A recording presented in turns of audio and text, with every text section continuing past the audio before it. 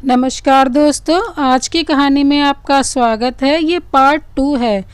ऊपर के कमरे की लाइट्स नहीं हैं और नीचे ऐसा कुछ नहीं। बबीता और दर्शन दोनों ही परेशान थे कि क्या करें। दोनों ने कई घंटे यूं ही बिता दिए। किसी तरह से सुबह की रोशनी हुई तो वो दोनों नीचे आए और घर में मम्मी पापा को सब कुछ बताया। माँ की तो सुनकर हालत अब खराब होने लगी थी। उसने तुरंत अपने पति से कहा, सुनिए जी, अब देर न कीजिए, आप बस सारंग बाबा को ले आइए। देखो दर्शन की हालत कैसी हो रही है और अगर अभी कुछ नहीं किया तो ये सब बढ़ता ही जाएगा। मगर मैंने बताया ना तुम्हें, अभी नहीं मिल सकते। क्या कर सकते हैं हम, देखता हूँ कुछ हो सकता है तो। और सभी अपने अपने कामों में लग गए। लेकिन बबीता और दर्शन दोनों का ही दिमाग बस एक ही उलझन में लगा था। दोपहर तक कुछ काम का बोझ कम हुआ तो बबीता ने इशारों से दर्शन को ऊपर चलने को कहा।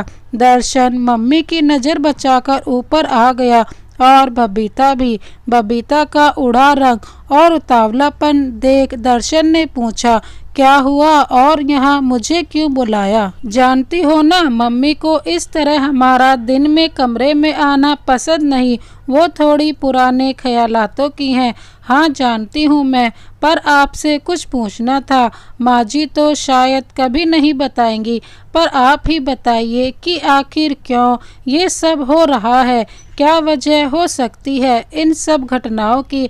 आप कुछ तो जानते होंगे ना, बस यही पूछना था। हद है, मुझे कुछ नहीं मालूम। अगर मालूम होता तो क्या तुम्हें बताता नहीं? ये फालतू की बातें मत करो। अगर कुछ होगा भी तो मुझे नहीं पता, और अगर कुछ पता भी हो तो क्या जरूरी है सब तुम्हें बताया जाए? इतना कहकर दर्शन नीचे चला आया। बबीता असमंजस में कुछ देर बैठी रही, फिर कुछ सोचकर वो भी उसके पीछे चली गई। आज बबीता सोच रही थी, काश वो उस रात सासू माँ और ननद रानी की पूरी बात सुन सकती। एक हफ्ते बाद ही दर्शन को फिर से काम से बाहर जाना था। ये बात सुनकर बबीता फिर से उदास और दुखी हो गई। दर्शन के बाहर जाने के सिलसिले में ही उसे आज अपनी कंपनी में किसी काम से जाना था, मगर नहीं जा पाया।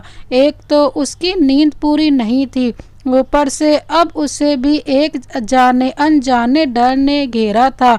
अब तो रात आने का डर दर्शन को भी सताने लगा था। मगर जैसे दिन ढलता है तो रात को भी आना ही होता है, और दर्शन और बबीता अब एक साथ ऊपर जाने लगे थे। पहले तो दर्शन के चले जाने के बाद बबीता अपना सारा काम खत्म करके आती थी, मगर अब दर्शन किसी बहाने से नीचे ही टहलता या पढ़ने के बहाने कोई पुस्तक लेकर बैठ जाता था। कभी टीवी देखता तो कभी यूं ही बस समय बिताता, और बबीता के जाने के समय पर ही उसके साथ जाता था। एक रात जब वो दोनों कमरे में पहुँचे तो उन्हें एक काली बिल्ली बैठी मिली, जबकि उनके कमरे की बालकनी की तरफ से कोई रास्ता नहीं था बिल्ली के आने का। और सामने से आती भी है तो क्या किसी ने देखा नहीं होगा? यही सोचकर दोनों दिन पर दिन एक अजीब मानसिक तनाव से गुजर रहे थे। कभी कुछ होता कभी कुछ। माँ को भी चिंता थी और वो अपनी चिंता पति पर जाहिर करती तो वो भी यही कहते कि क्या कर सकते हैं, कोई नहीं जानता बाबा कहाँ मिलेंगे। लेकिन एक रोज ना जाने किस उद्देश्य से प्रेरित होकर बाबा सारंग उनके कमरे के दरवाजे पर आकर ठहर गए, और भीतर आने से पहले ही द्वार पर गंगाजल का छिड़काव किया और तेज आवाज में गृह स्वामी रामनाथ को आवाज दी। वो घर में नहीं है। उनकी पत्नी भागते हुए आई और उनके चरण स्पर्श करते हुए उन्हें भीतर ले आई। अचानक उनका आना यूं ही नहीं हुआ था, कोई तो ठोस कारण रहा होगा। आइए आइए महाराज जी, आज तो भाग्य खुल गए हमारे, जो आपके पवन चरण कमल हम गरीबों की कुटिया में पड़े। लंबा चौड़ा डील डोल भगवा वस्त्र और लंबी दाढ़ी, उस पर मोटी आंखें, कंधे पर झोला लटकाए बाबा घर में आते ही सीधे ऊपर दर्शन के कमरे की ओर दृष्टि दौड़ाते हुए बोले, कैसी हो कौशल्या, और रामनाथ जी कहाँ हैं? बच्चे कैसे हैं? कोई बांधा तो नहीं पड़ी ना? दर्शन के विवाह में हमें खबर हुई कि तुमने उसका विवाह एक सुशील कन्या से किया है। जी महाराज, लेकिन आप कहाँ थे? इसका हमें ज्ञान न था, नहीं तो आपके आशीर्वाद के बिना घर का कोई शुभ कार्य संपन्न कहाँ होता है। एक लंबी हुंकार भरते हुए बाबा बोले, जिस कन्या से दर्शन का विवाह हुआ है, जानती हो, उस पर देवी कृपा है।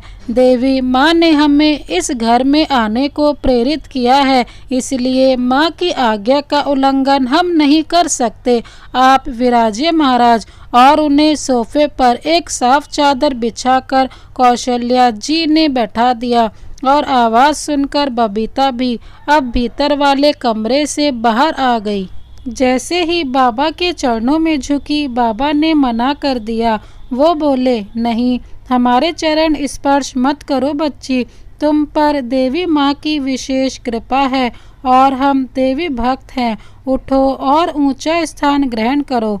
जो बबीता पहले कभी सासू माँ के सामने सोफे या कुर्सी पर नहीं बैठी थी, वो उन्हीं के घर के सबसे सम्मानित व्यक्ति के समक्ष बैठने से हिचकिचा रही थी।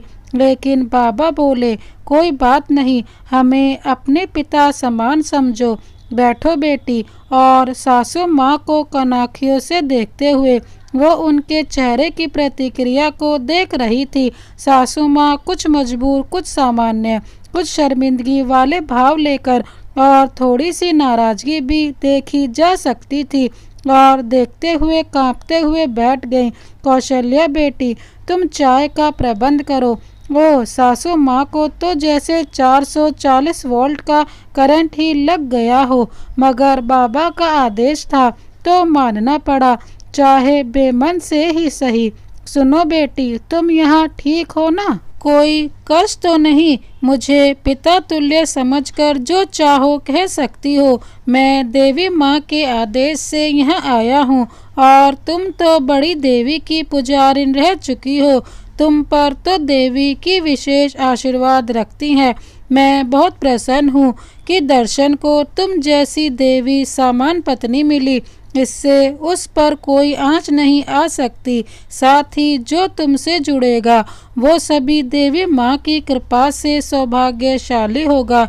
इतने में कौशल्या जी चाय बना लाई और बाबा ने बबीता को अपने लिए चाय पकड़ाने को कहा। अब तो कौशल्या जी और दुखी हो गई। बाबा ने दर्शन के विषय में पूछा था। कौशल्या जी ने बताया कि वो बाहर है, बस आता ही होगा। कौशल्या जी ने बाबा को खाने के लिए पूछा तो उन्होंने मना कर दिया। उनका एकादशी का उपवास था। कुछ देर बाद बाबा ने आंखें मूंद कर घर भर का मुआयना किया और एकाएक बहुत बड़ी बड़ी भयंकर आंखों से चारों ओर सर को घुमा घुमा कर देखा और कुछ बुदबुदाए भी, जो किसी को सुनाई नहीं दिया, मगर उनके चेहरे के भाव देखकर बबीता और कौशल्या दोनों ही डर गए थे। तभी दरवाजे पर दर्शन दिखा। बाबा को देखते ही दर्शन को खुशी हुई और उसने आते ही उन्हें प्रणाम किया और वहीं जमीन पर बिछी कालीन पर बैठ गया। मगर वो ये देखकर भी बहुत हैरान था कि मम्मी जमीन पर और बबीता सोफा कुर्सी पर बैठी थी। अब तक रानी भी वहीं आकर बैठ चुकी थी। बाबा को थोड़ा सा परेशान सा देखकर दर्शन भी हैरान था, और बाबा ने जो कहा वो सच में परेशानी वाली बात ही थी। उन्होंने कहा कि वो आ गया। कौन बाबा? और कौन? देव। देव आ गया। देव का नाम सुनकर कौशल्या जी और दर्शन दोनों ने एक साथ बबीता की तरफ देखा। इस बार बबीता के चौंकने की बारी थी। देव? कौन देव? अब क्या छिपाया इन सब ने मुझसे? बाबा ने ऐसा होते देख लिया तो उन्होंने बोल ही दिया। क्या हुआ कौशल्या बेटी, क्यों इतनी हैरान हो? क्या बहू नहीं जानती देव के विषय में, या तुम लोगों ने इसे बताया ही नहीं? उन्होंने थोड़े कड़े शब्दों में कहा। बबीता कभी सासू माँ को, कभी दर्शन को, कभी रानी को तो कभी बाबा को प्रश्नवाचक दृष्टि से देख रही थी। अब ये एक नया सवाल आ खड़ा हुआ था बबीता के आगे। बाबा को ठहराने का पूरा प्रबंध किया जा चुका था। उनके लिए एक अलग कमरे की व्यवस्था करके उनका आसन लगा दिया गया था और जो कुछ उन्हें चाहिए था सब लाकर रख दिया गया था। इस बीच रामनाथ जी भी आ गए थे और वो भी ये जानकर आश्चर्यचकित थे कि आखिर ऐसा कैसे हो सकता है। पूरी तरह से सारा अनुष्ठान बाबा ने अपने देख रेख में करवाया था, तो देव की वापसी एक आश्चर्य से कम ना थी। उन्होंने बाबा से पूछा कि बाबा, इसका आप ही निवारण कीजिए, मैं तो खुद आपसे मिलना चाहता था। पिछले कई दिनों से घर में अजीब सी घटनाएं हो रही हैं जिनसे हम सभी परेशान हैं। जानता हूँ, ऐसे ही माँ ने मुझे यहाँ का रास्ता नहीं दिखाया, लेकिन मुझे खुद भी विश्वास नहीं होता कि देव वापस कैसे आ गया। सारी प्रक्रियाएं मेरे हाथों से संपन्न हुई, फिर भी कहाँ चूक हो गई। बातें करते, खाना वाना खाते खाते रात भी हो गई। बाबा ने खाने में फलाहार ही लिया। बबीता को बाबा में, सब में अपने पिता की छवि दिखी। इतना इसने पिता के बाद बाबा से ही पाया था उसने। उसका तो मन था कि बस पूरी रात उनके पास बैठकर उनकी शिक्षाप्रद बातें और प्रवचन ही सुनती रहे, पर उसे बाबा ने भेज दिया ये कहकर कि रात हो गई बेटी, इतना काम करके थकान भी हुई होगी, जाओ जाकर विश्राम करो, सुबह समय से जाग जाना, एक पूजा करनी है, उसकी सारी तैयारियां तुम्हारे हाथों होनी चाहिए। जी बाबा, कहकर बबीता हाथ जोड़कर उठ गई।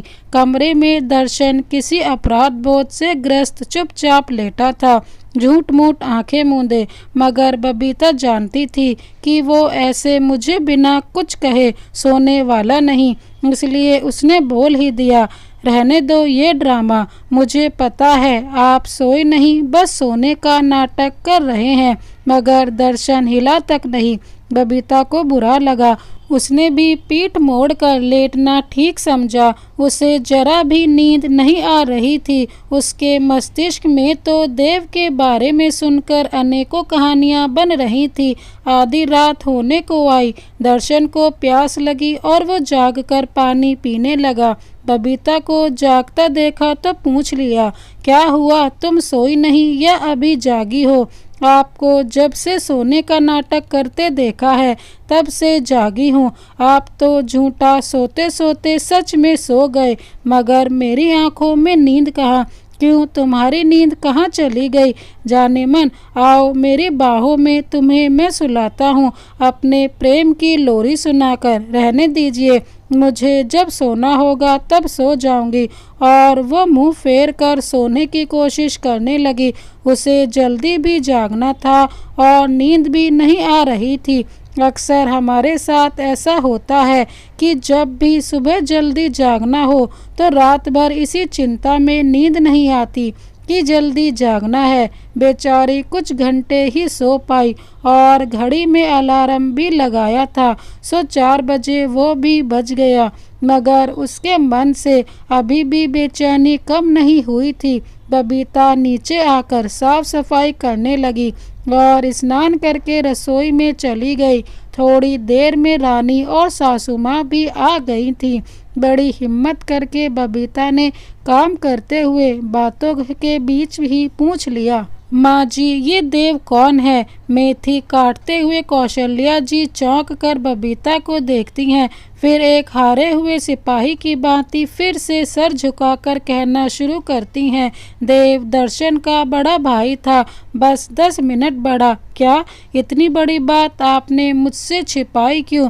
मजबूरी थी बहू। देव और दर्शन में कोई फर्क नहीं था, बिल्कुल एक से, लेकिन जन्म के समय जब सारंग बाबा को उनकी कुंडली बनाने को कहा तो वे ग्रह नक्षत्र देखकर बहुत चिंता में आ गए, क्योंकि देव की कुंडली में बहुत बुरे बुरे योग थे और वहीं दर्शन की कुंडली किसी देवता की कुंडली समान अच्छे और शुभ लक्षणों से पूर्ण थी। देव के पिता ने तुम्हारी माँ के तुम्हारे दुनिया में आने से पहले ही देव के लिए तुम्हें मांग लिया था। मुझे भी तब नहीं मालूम था मैं 2 बच्चों को जन्म दूंगी। तुम अपनी माँ के गर्भ में कुछ महीनों की ही थी और मेरा पूरा समय था। तुम्हारे और देव के पिता दोनों इतने अच्छे मित्र थे कि तुम्हारे दुनिया में आने से पहले ही तुम्हारा रिश्ता बना दिया था।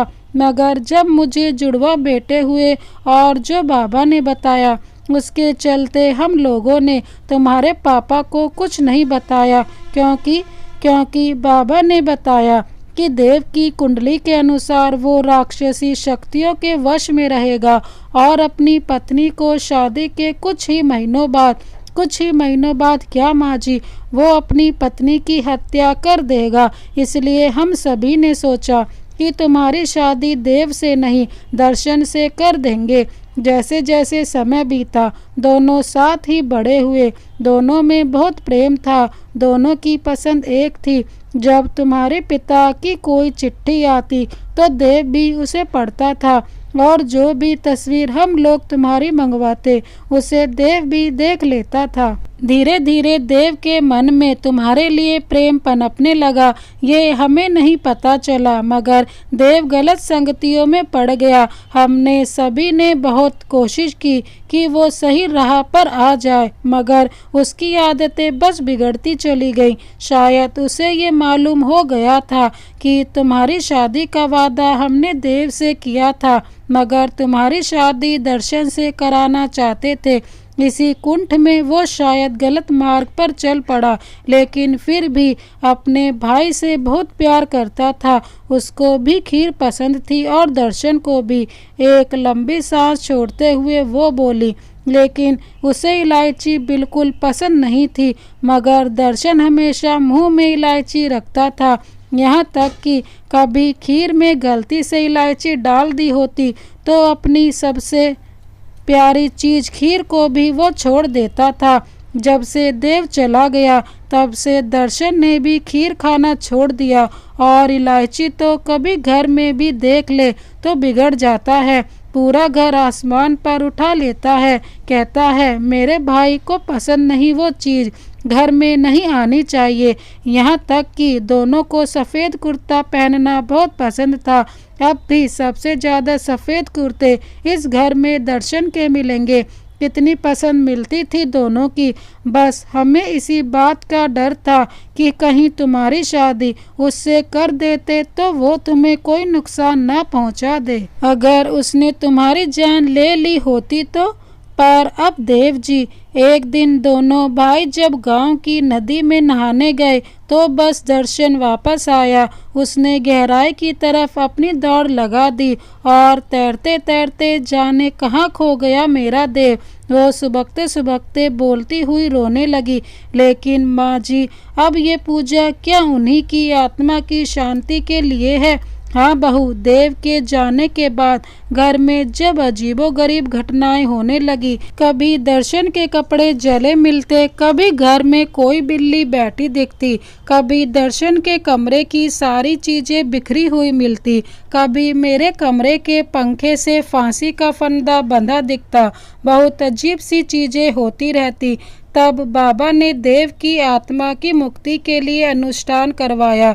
2-3 साल तो सब ठीक था, मगर दर्शन और तुम्हारी शादी के बाद ये सब जब फिर से होने लगा तो हम घबरा गए। हमने तुम्हें इसलिए नहीं बताया देव के बारे में कि कहीं तुम हमें गलत ना समझो। हमें माफ़ कर दे बहू, हाथ जोड़कर कौशल्या जी कहने लगी, मगर बीच में ही बबीता ने उनका हाथ थाम लिया और बोली, नहीं माँ जी, इसमें आप लोगों की कोई गलती नहीं।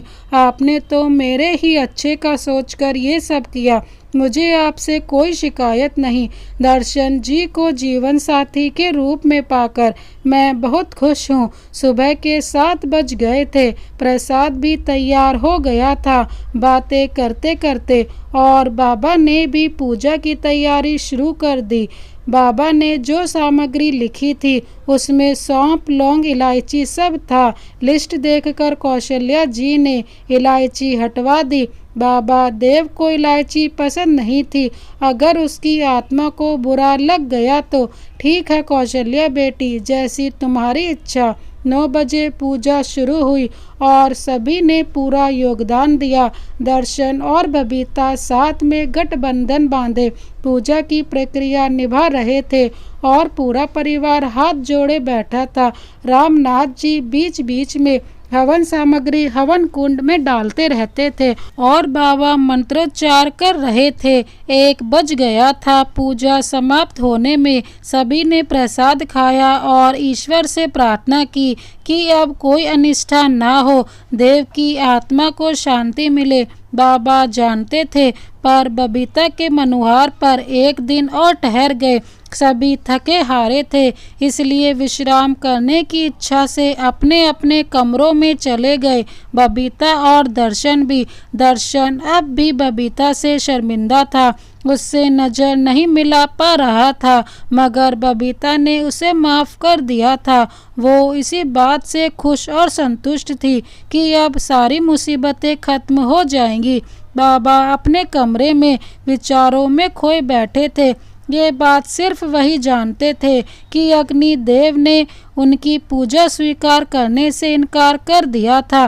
कहाँ चूक हो रही थी आखिर? कभी किसी अनुष्ठान या पूजा हवन में ऐसा नहीं हुआ था।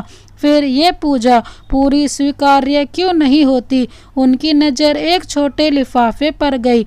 इसमें तो वो इलायची है, शायद जो पूजा के लिए मंगवाई थी।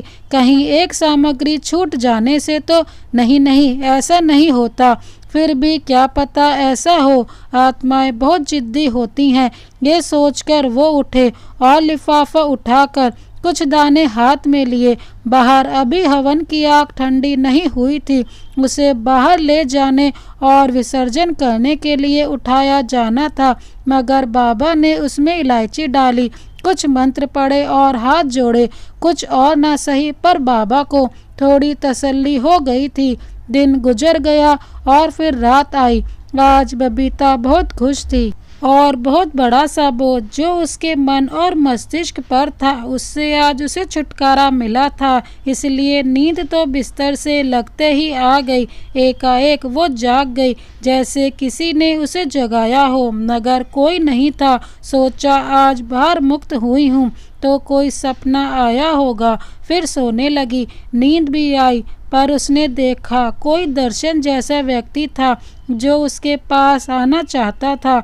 बीच में आग ही आग थी और वो रोते हुए उसे बुला रहा था, मगर बबीता जब पीछे मुड़कर देखती तो दर्शन उसे अपनी ओर बुलाता था। उसे फिर से इलायची की गंध आने लगी और वो उठकर बालकोनी की तरफ नींद में ही चलने लगी, मगर उसे अचानक होश आया तो देखा वो ग्रिल पर थी। उसने तुरंत दर्शन को जगाया और बताया कि उसके साथ क्या हुआ। दर्शन को ये सुनकर बहुत बुरा लगा और वो आपे से बाहर हो गया। उसने गुस्से में बबीता को देखा और कहा, जब तक तू मेरे साथ रहेगी उस दुष्ट का प्रेत हमें चैन से जीने नहीं देगा। सारे फसाद की जड़ तू ही है जो इन सब का कारण है। अगर तू ना होती तो मेरा मन न भटकता, ना मैं अपने भाई की जान लेता, ना तुझसे ब्याह होता, ना मुझे उसकी आत्मा परेशान करती। चल तू चल, अभी जा, निकल इस घर से और चली जा अपने दर्शन के पास। वो तुझे लेकर ही जाएगा। कम से कम हमारा पीछा तो छूटेगा उससे। क्या? बबीता अब इतनी बुरी तरह चौंकी थी कि चिल्ला ही पड़ी और देव ने बबीता को ग्रिल पर ले जाकर ऊपर से धकेल दिया और तेज अट्ठास करने लगा।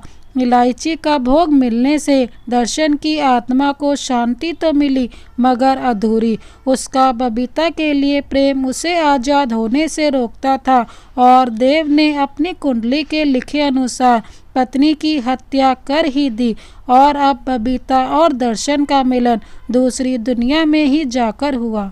इस कहानी को देखने के लिए बहुत बहुत धन्यवाद। ये कहानी आपको कैसी लगी हमें कमेंट बॉक्स में ज़रूर बताएं और एक बार लाइक ज़रूर कर दीजिए। Thank you so much. Vande Mataram.